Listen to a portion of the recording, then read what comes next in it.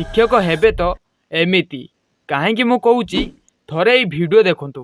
केरल जड़े शिक्षक जहाँ ना अब्दुल मलिक गत 28 वर्ष धरी से प्रतिदिन गोटे रबर ट्यूब साहाय्य एहीपरि भावे नदी पार होई स्कूल जाउछन्ते।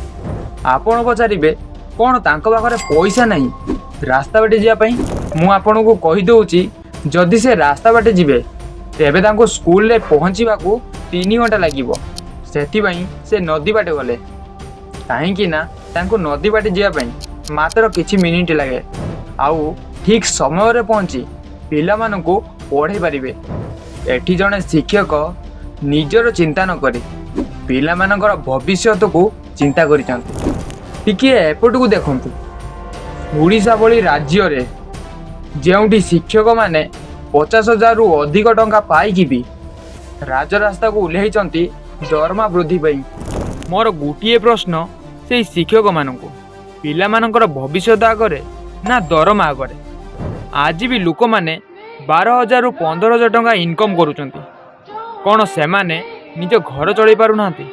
कौन आपण मैंने 50,000 रु अधिक टंका पाइकी भी घर चलैबा एते असंभव होउची? आज भी अनेक स्कूल रे शिक्षक माने लेट रे स्कूल आसुचंती। पाठ पढ़ाइबा समय रे सोईबा मोबाइल देखिबा ठारू आरंभ करी अनेक वीडियो प्रतिदिन भाइराल होउची। तेबे प्रश्न उठुची समस्या को रहिला टंकारे ना चिंताधारा रे? जड़े व्यक्ति कम संबल नहीं कि भी पिला मानकु पढ़ाइया पई निज जीवन को बाजी लगे दउछंती। आउ एपटरे सबु सुविधा थाई कि भी निज कर्तव्य को भूली जाउछंती। जेउठी शिक्षा केवल एक व्यवसाय किंबा एक चाकरी पालटि जाए सेठी देशर भविष्यत अंधकार को चली जाए। शेष में मु कहिबी दरमा पई लड़िबा भूल नुहे किंतु पिला मानकर भविष्यत सह खेलिबा सबुठु बड़ पाप अटे। आपण मानकर मत कौन कमेंट रे कहतु।